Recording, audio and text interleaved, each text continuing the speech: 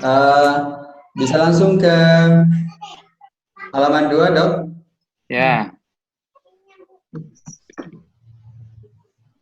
Nah, Bapak Ibu sekalian, ini ada 7 bahasan yang akan kita bincangkan pada malam ini. Taujihat ya, bagaimana tuntunan Allah. Yang kedua, nyicil beli emas. Yang ketiga, investasi saham syariah. Yang keempat, reksadana syariah. Yang kelima, beberapa fitur bisnis. Terus yang keenam, bagaimana zakat perdagangan dan zakat emas nih. Kita langsung ke halaman berikutnya, Dok. Ini yang saya bacakan tadi sebelah kiri itu bagaimana usulan Nabi Yusuf untuk menyediakan sebagian hasil panen untuk kebutuhan masa paceklik.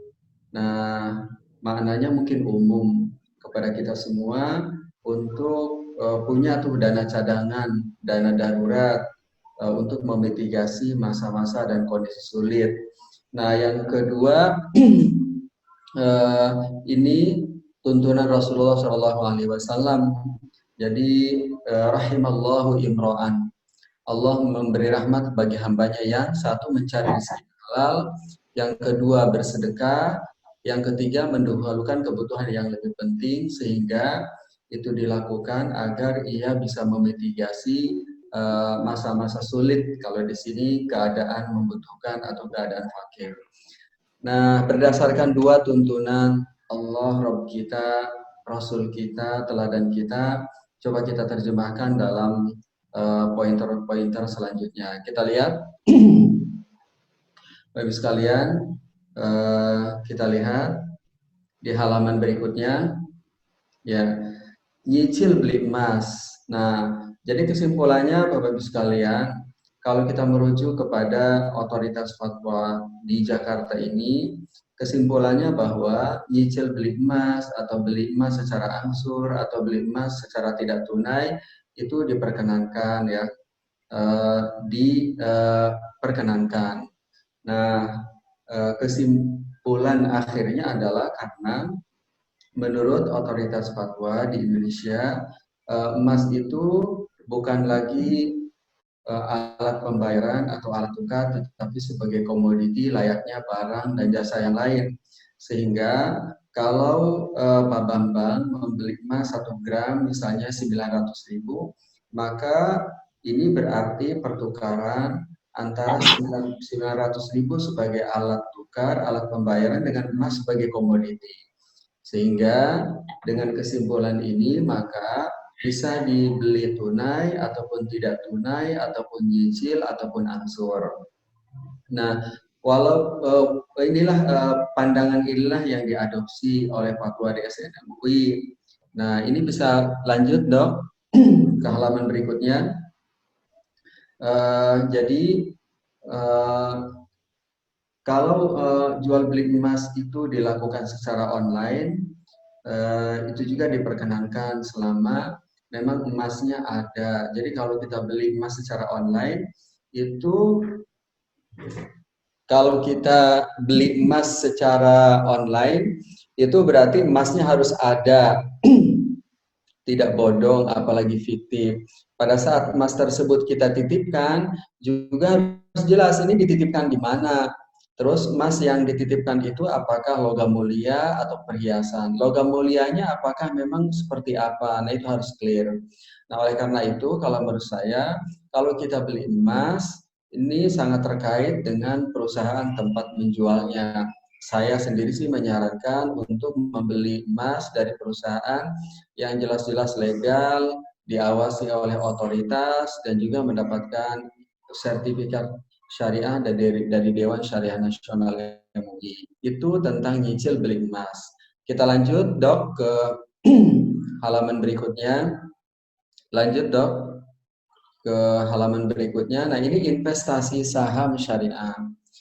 Nah, jadi tadi beli emas ya, mungkin untuk investasi atau untuk dana darurat.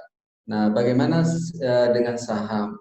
Nah, saham ini kan ada saham syariah, saham konven. Nah, kalau saham konven jelas tidak diperkenankan dalam Islam. Nah, kalau saham syariah seperti apa saham yang sesuai dengan syariah? Coba kita lanjut, Dok. Lanjut, Dok. Ya, jadi intinya sih Bapak Ibu sekalian, kalau Bapak Ibu ingin investasi di saham ya saham syariah. Kalau sudah saham syariah itu kan apa namanya sudah tersistem ya. Jadi kalau Bapak Ibu memiliki saham berarti Bapak Ibu pemilik modal atau investor. Jadi kalau investasi 10 juta, maka 10 juta itu akan dikelola, diputar dalam usaha yang halal. Nah, di layar ini telah menegaskan suatu saham dikategorikan sebagai efek syariah ini karena dua hal. Pertama, saham yang diterbitkan perusahaan yang mendeklarasikan diri sebagai perusahaan syariah gitu ya, karena ada izin dari otoritas atau dari DSN. Yang kedua, bisnis screening. Jadi tidak melakukan kegiatan usaha yang tidak halal. Jadi kalau kita investasi di saham syariah tuh nggak ada yang haram. Jangankan yang haram, yang makruh aja nggak ada. Rokok aja udah nggak ada. Nah, jadi ini jadi pilihan bagi kita semua yang punya kesibukan, tidak ada cukup waktu untuk mengelola usaha. Ini cukup dengan investasi di saham, itu pilihan yang pilihan yang memudahkan. Lanjut, Dok. Nah, ini dari sisi fikih, transaksi yang berlaku saat kita investasi itu bagi hasil ya. Sesuai dengan hadis Al-Kharraj Biddoman di mana kita ini pemodal, nanti emiten adalah pengelola. Yang kita dapatkan itu adalah bagi hasil.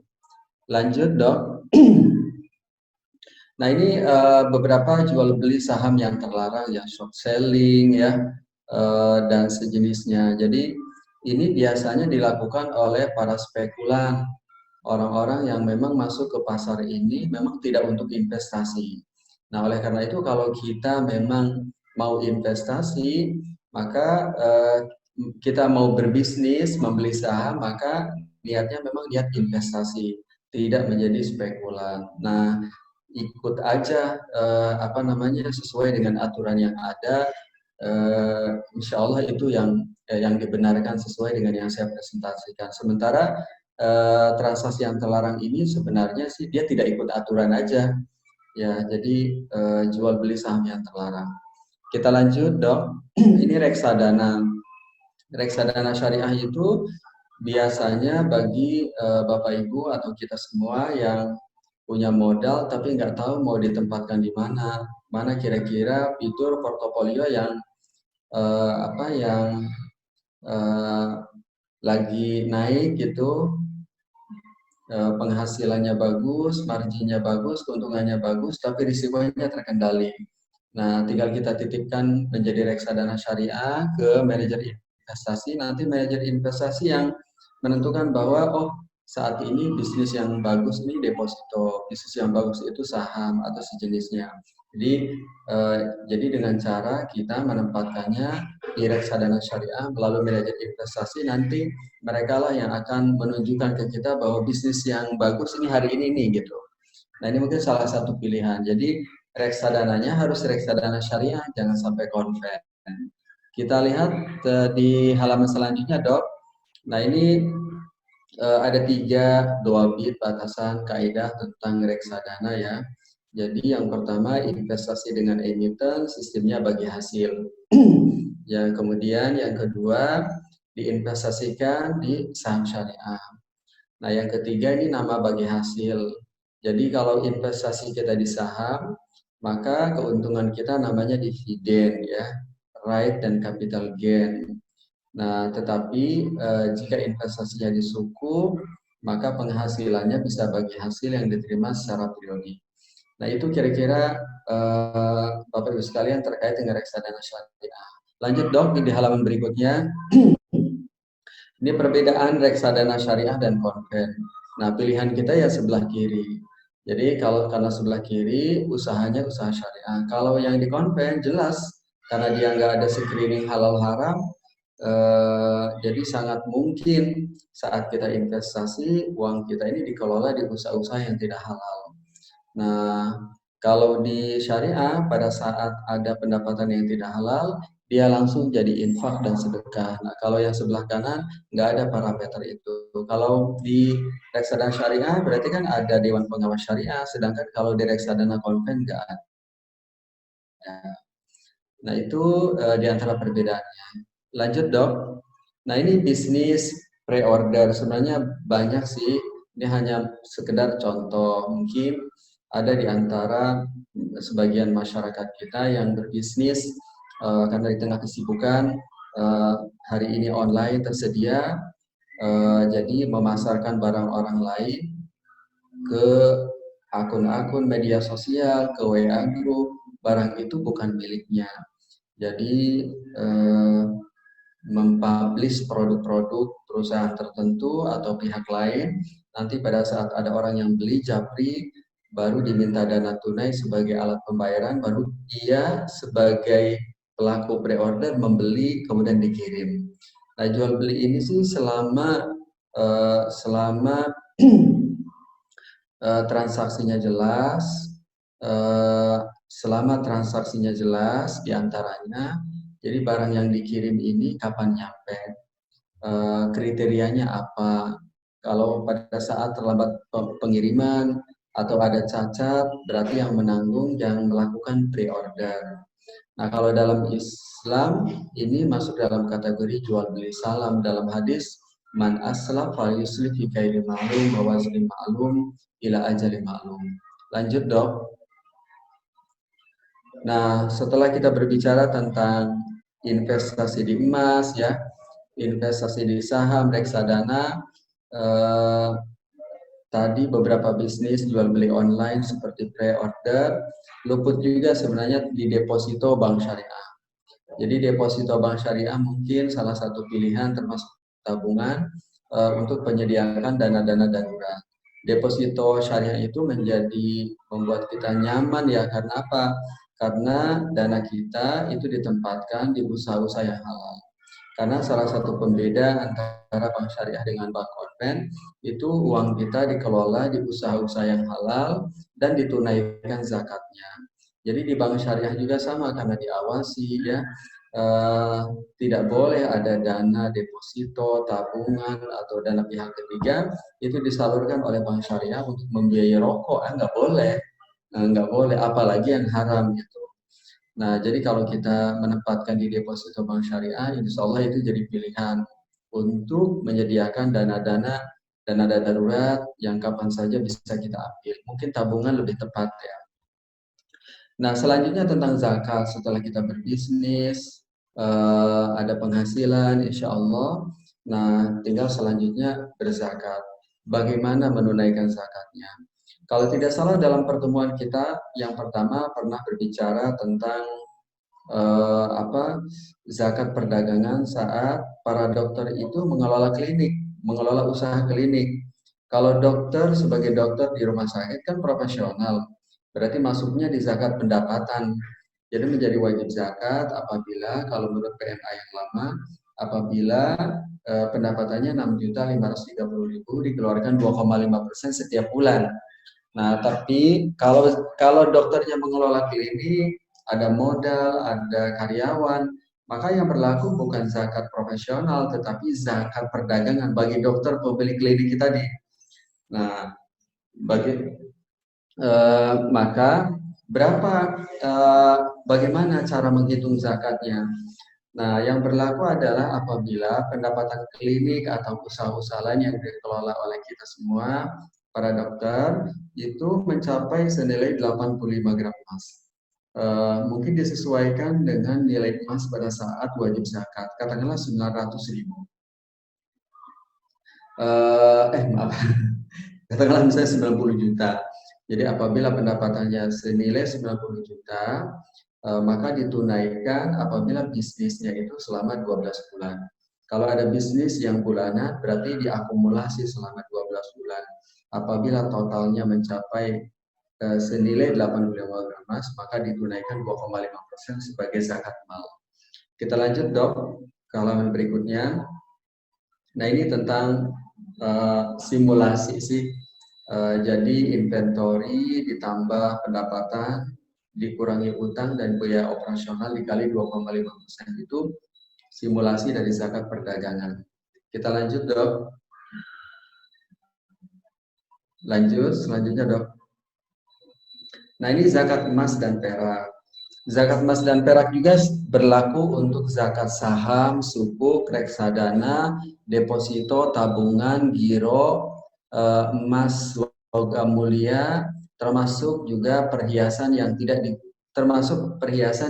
digunakan sebagai perhiasan oleh ibu-ibu. Nah, jadi kalau para dokter ini punya tabungan misalnya 20 juta. Misalnya punya tabungan 25 juta, punya deposito 25 juta, kemudian punya emas logam mulia itu senilai 50 juta. Nah, jika berarti total misalnya 100 juta. Jika nilai itu dari bulan pertama sampai bulan ke-12 itu mencapai minimum nisab 90 juta, bergerak dari 100 sampai 110, 120, maka itu wajib zakat dikeluarkan 2,5% setelah melewati 12 bulan. Setelah melewati 12 bulan. Nah, ini simulasi tentang zakat emas. Kita lanjut, Dok. Masih ada nggak nih? Ada lagi, Dok? Coba halaman selanjutnya. Apa yang terakhir ya?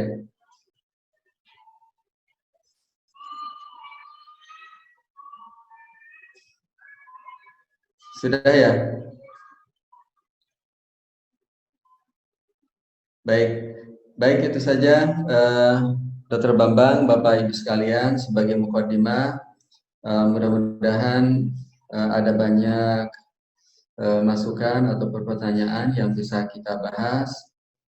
Demikian, Dokter. Assalamualaikum warahmatullahi wabarakatuh.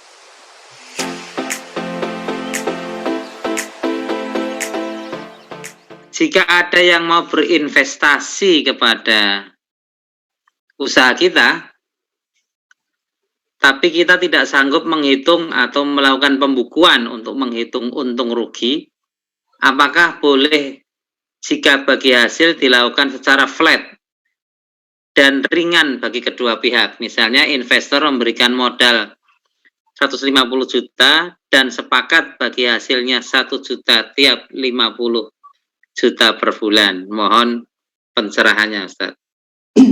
Ya, jadi kalau memang yang terjadi adalah bagi hasil di mana investor menyediakan dana 150 juta dan kita adalah pengelola.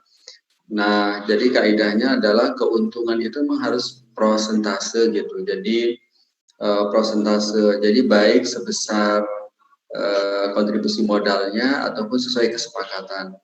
Jadi itu opsional. Misalnya 50-50 atau 60-40. Jadi intinya harus prosentase. Jadi tidak boleh per bulan dapat sekian, sebenarnya itu tidak boleh. Nah, yang kedua walaupun juga memang ada dibolehkan ada beberapa hal. Misalnya kita buat proyeksi, kan biasanya pelaku bisnis juga ada perencanaan ya. Jadi dengan modal sekian itu akan dapat sekian, tapi itu proyeksi judulnya. Jadi kalau tadi bilang per bulan nanti saya kasih sekian, itu proyeksi harusnya, bukan masuk ke dalam. Tidak dituangkan dalam sebenarnya. Jadi itu hanya ungkapan lisan. Kira-kira kalau bisnis kita lancar, maka pengelola akan memberikan bagi hasil per bulan sekian. Tetapi yang menjadi rujukan bukan proyeksi, realisasi usahanya dapat berapa gitu. Realisasi usahanya dapat berapa? Karena keuntungan kan tidak boleh jadi hasil usahanya tidak sesuai ekspektasi, misalnya rugi atau turun gitu. Nah, jadi kita ulangi jawabannya. Jadi kalau bagi hasil itu memang harus berbentuk prosentase. Yang kedua, boleh ada proyeksi. Nanti hasil isi dari prosentase itu ditentukan oleh realisasi usaha. Yang ketiga juga, pemilik modal bisa minta jaminan tuh kalau ada kekhawatiran pengelola itu akan melakukan moral hazard atau sejenisnya. Jadi saya kasih modal 150 juta, jaminannya motor. Nah, motor ini makanya jaminan dia tidak boleh dieksekusi kecuali usahanya rugi dan diakibatkan oleh prestasi yang dilakukan oleh pengelola, maka dijual untuk mengganti modal.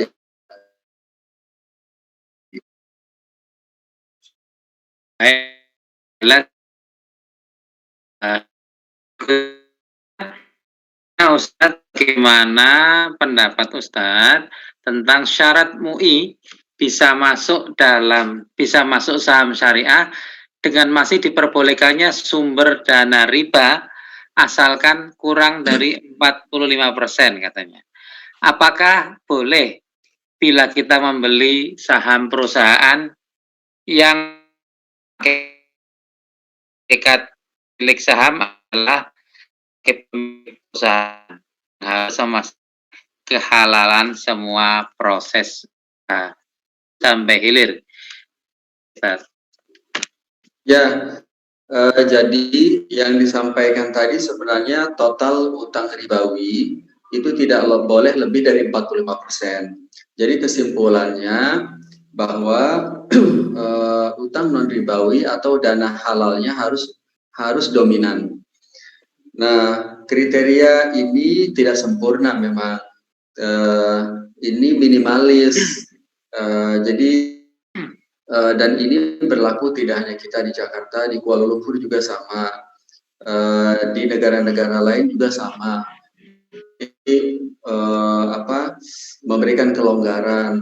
Karena apa? Karena perusahaan-perusahaan besar, apalagi di sektor-sektor perut bumi itu kalau kita buat 100% nggak ada yang masuk saham.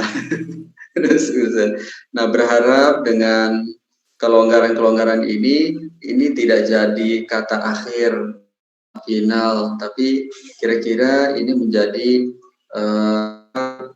cara kita untuk pembenahan sehingga angka ini bisa kita minimalis dari 45 menjadi 35 menjadi 25 sampai menjadi efek syariah itu modalnya memang ada utang ribawinya. Nah, ini terkait dengan komponen permodalannya. Tetapi sesungguhnya kalau dari sisi jenis usahanya clear, dia tidak boleh ada usaha yang tidak halal. Jadi jangankan yang haram, rokok aja beli saham perusahaan rokok gitu di efek syariah nggak ada. Terkait dengan komposisi utang ribawinya ya. Demikian, Dok. Selanjutnya Ustadz, ingin bertanya tentang reksadana syariah.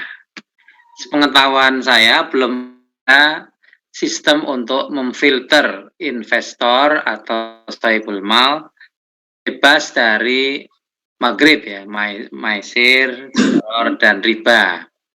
Reksadana syariah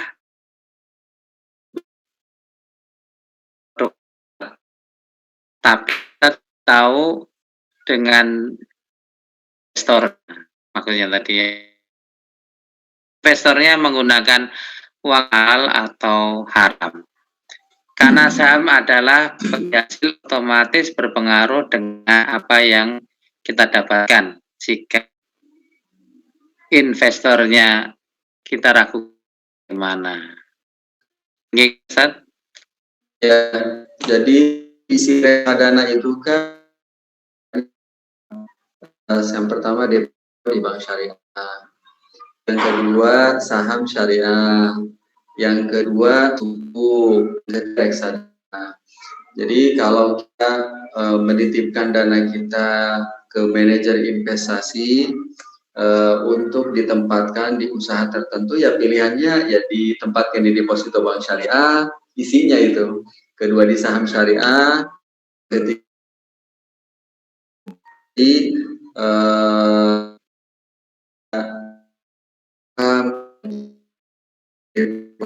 seperti tadi. Kalau contohnya sebagai pengelola usaha apa dari halal, misalnya bank syariah yaitu bisnisnya. Kalau bank syariah jualan properti, ya dana kita dikelola di jenis usaha jualan properti. Itu contoh-contohnya, mungkin biar lebih clear isi reksadana itu apa ya. Demikian, Dok. Terima kasih. Ini ada yang ingin mengonfirmasi ya tentang pembelian emas melalui online ya, karena apakah diperbolehkan ya, karena penjual dan pembeli tidak bertemu langsung dan emas tersebut diserahkan sehingga tidak diberikan dari tangan pembeli ke jual secara langsung. Mohon penjelasannya, Ustaz. Ya, jadi apa namanya? Kalau online ini memang terkait dengan serah terima dan ijab kabul. Serah terima dan ijab kabul. Mungkin kita mulai dengan ijab. Sebenarnya sih kalau ijab kabul itu adalah memastikan bahwa apa yang dibeli dijual itu sama. Ya, sebagai menikah anak atau bagi teman-teman yang belum menikah berarti menikah. Jadi kalau yang itu namanya Zubaidah, ya yang didengar oleh wali dan calon mempelai suami sama gitu. Itu targetnya sebenarnya. Jangan sampai yang dinikahkan Aisyah yang dengar Zubaidah gitu. Jadi itu intinya ijab kabul. Nah, kalau di pernikahan dalam jual beli di Malioboro di kuning bubur ayam ya gitu aja, Bang, satu ya, itu tadi bikinin, udah ngasih, nggak ada, terima saya beli dengan satu kotak bakso gitu, nggak ada. Jadi itu itu sebenarnya memastikan bahwa apa yang dibeli dan yang dijual itu sama. Bubur ayam harganya 6.000. Kalau tidak perlu dilafalkan, semuanya paham, nggak apa-apa juga. Ya, seperti jualan koran, kita udah langganan. Kemudian ada penjual koran lempar koran tuh ke pekan.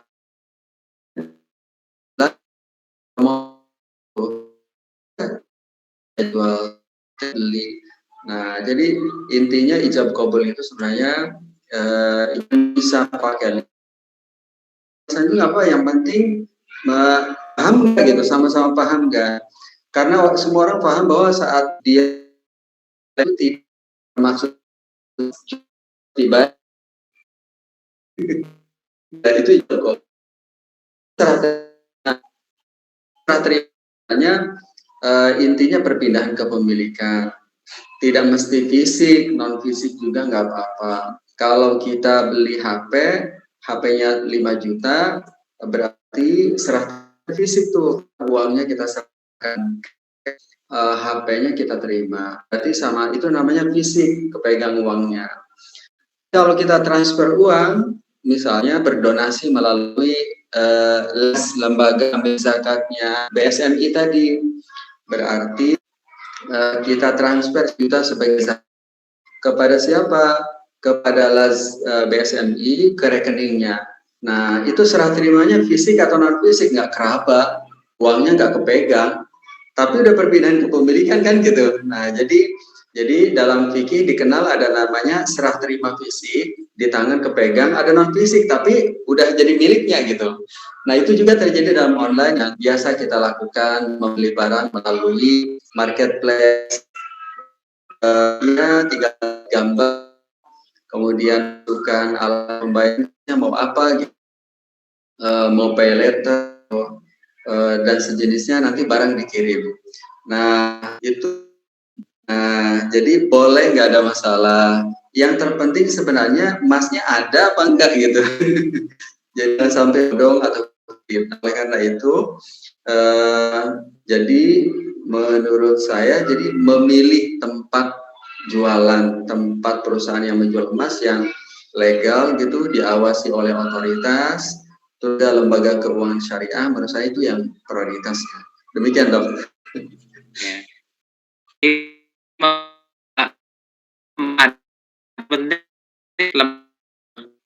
Betul, betul Dok, karena kita juga betul Dok, karena kita juga nggak tahu nih, kan keterbatasan kita untuk mengetahui, ya paling kita milih-milih aja nih perusahaan yang legal, diawasi. Sama gitu. Sertifikat mungkin ya.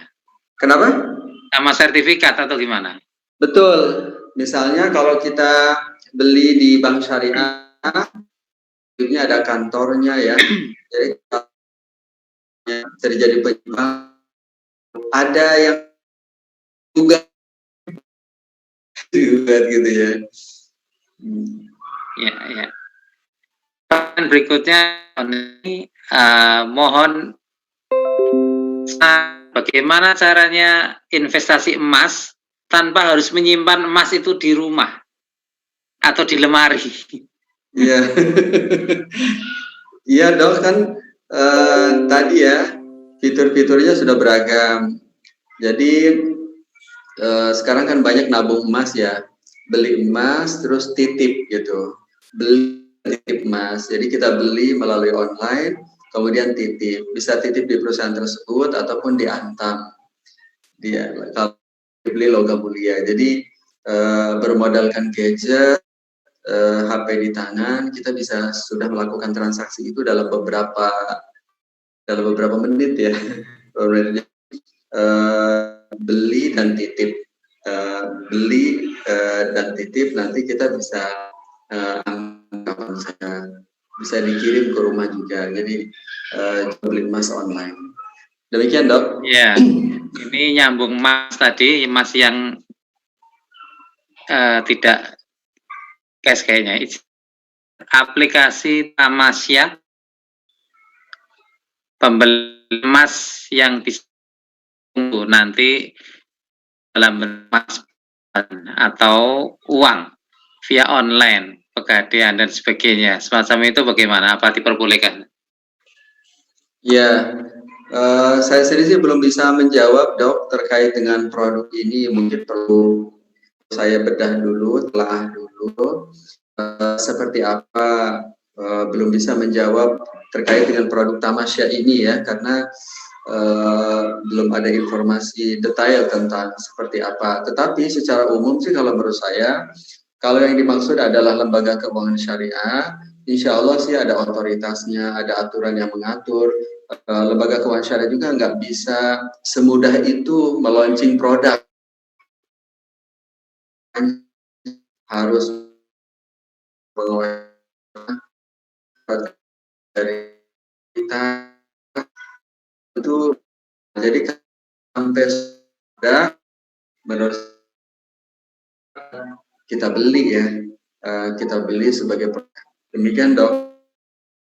Saya lanjutkan, kalau asuransi kesehatan konvensional tapi investasinya adalah Investra Equity Syariah, apakah halal, Ustaz?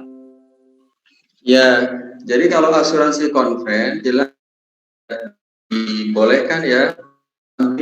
Jadi kalau asuransi selain proteksi kesehatan, juga investasi melalui unit link. Kalau asuransi yang dimaksud adalah asuransi konven, jelas-jelas tidak aman, sangat tidak aman. Nah, harusnya kan kalau asuransi itu dia berarti menginvestasikan ke portfolio atau usaha yang halal. Karena asuransi konven nggak ada screening ini, nggak ada screening syariahnya. Yang penting dia bisa mitigasi risiko, bisa memberikan imbal hasil, memainten customer peserta asuransi.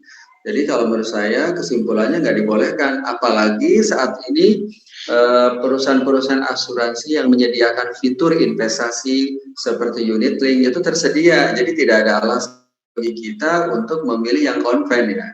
karena fitur yang sama dengan benefit yang sama itu tersedia di asuransi syariah. Demikian. Sudah ada pilihan yang lebih berkah insya Allah ya. Ya. Atau lagi pertanyaan, bagaimana kalau saya mengambil saham atau reksadana di bank konvensional tapi programnya program syariah? Ini mungkin yang manajemennya belum terpisah waktunya tadi. Monggo Tad. Ya, saya belum paham juga teknisnya apakah ada gitu ya beli saham di bank konven. Tapi jika memang benar adanya bahwa yang dijual itu adalah saham-saham syariah, reksadana sukuk, saya nggak ada masalah karena berarti jika pemesanan hanya distributor aja jual, setelah kita beli berarti antara kita sebagai pemilik saham dengan emiten hanya ngejualin. Nah, jualin kan sebenarnya apa yang dijualnya saham ya, ada masalah. Demikian dong.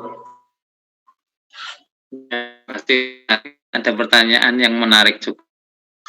Boleh investasi di bank konvensional tapi dengan bunganya nanti dijadikan dana sosial? Ya, nggak boleh, apalagi direncanakan. Jadi pertama nggak boleh kita investasi di bank konven dengan alasan bunganya jadi dana sosial.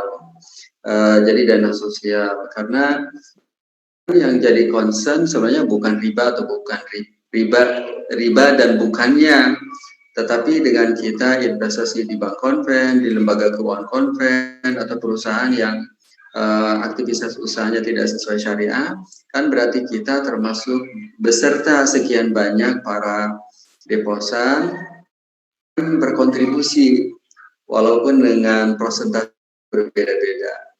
Katakanlah ada unsur.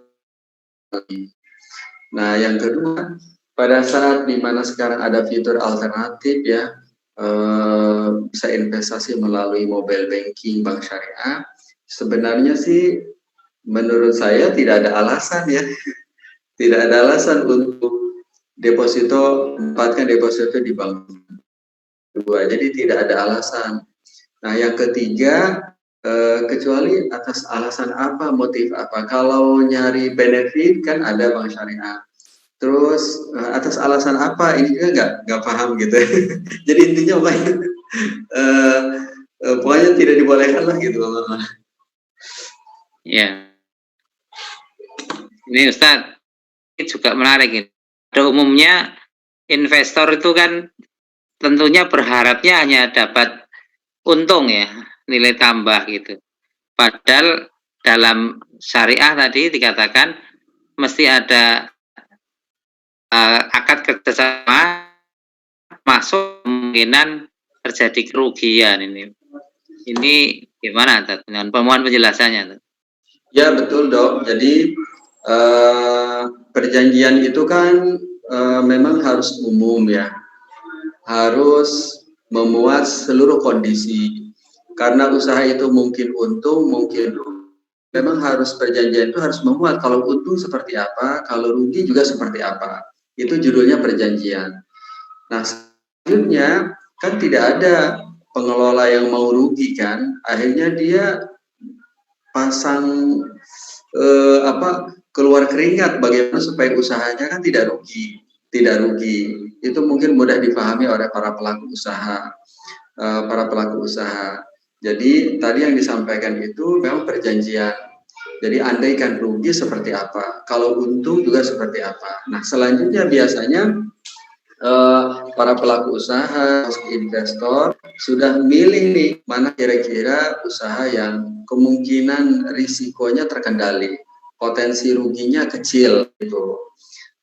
Itu kira-kira. Jadi misalnya kalau akan di deposito bank syariah kan returnnya kan bagi hasilnya kecil, tapi kan risiko terkendali.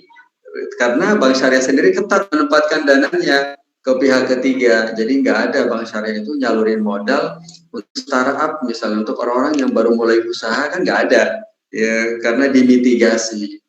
Nah, mitigasi risiko ini sebenarnya umum berlaku karena dia sesuai para sahabat seperti Ibnu Abbas saat dia menjadi investor, menyerahkan modalnya kepada pengelola, dia tahu, paham banget akan risiko ini. Maka dia kasih syarat panjang tuh dengan ungkapannya Allah subhanahu wa Allah wa Allah wa Allah wa Allah. Jadi dia bilang ini modal nih, tapi kalau bisa investasinya jangan di daerah anu. Nah itu ikhtiar agar investasinya investasi bersyarat agar investasinya tidak merugi. Itu dua antara perjanjian dengan realisasi. Demikian, Dok. Ya. Bagaimana kalau investasinya dengan surat berharga negara, Ustadz ya? Seperti ori, sukuk, retail, dan saham di dana reksa. Iya. Ya, silakan, Dok. Ya, Dok. Jadi sukuk negara itu juga kan ada dua. Sukuk negara. Jadi kan ada yang dua nih yang diterbitkan oleh pemerintah, ada yang sukuk, ada yang obligasi. Nah, itu mungkin bisa jadi pilihan. Jadi kita sukuk negara. Jadi kalau kita membeli sukuk negara bukan obligasi, kalau obligasi kan surat utang ribawi. Kalau sukuk negara itu sudah diatur oleh otoritas dan sudah ada fatwanya. Ada beragam skema ya, salah satunya ijarah ya, wakalah dan istismar dan lainnya.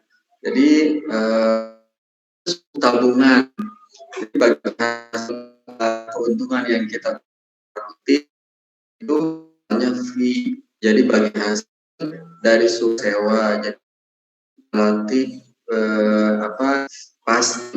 Jadi polanya itu jadi pilihan di kanan, namanya sukuk negara. Sedangkan kalau obligasi atau surat utang itu yang tidak diperbolehkan. Ya, saya terima kasih. Satu lagi pertanyaan tentang deposito. Ada yang bilang deposito, tabungan maupun sukuk di bank syariah itu haram juga gitu, karena ada penambahan uang dan kita tidak akan pernah rugi karena uang kita dijamin. Seperti yang mirip yang tadi, tapi mungkin lebih penjelasan lagi. Sebenarnya sih bagi yang punya deposito di bank syariah sebenarnya sih nggak dijamin juga karena fluktuatif. Fluktuatif bagi yang punya saldo nih akan tahu nih bulan ini berapa, bulan depan juga berapa. Jadi sebenarnya juga karena fluktuatif ya. Tapi yang dimitigasi oleh bank memang depositonya imbal hasil atau bagi hasilnya bisa disalurkan. Jadi secara konsep perjanjian memang harus memuat tuh untung, tetapi secara praktek memang bank itu harus milih-milih nih supaya dia bisa menunaikan kewajibannya memberikan imbal hasil kepada deposan. Mungkin rasa ini bisa kita pahami saat kita memang punya deposito tabungan, bisa itu pergerakan tabungan deposito benar-benar berkurang nggak atau stagnan atau naik-naikannya berapa.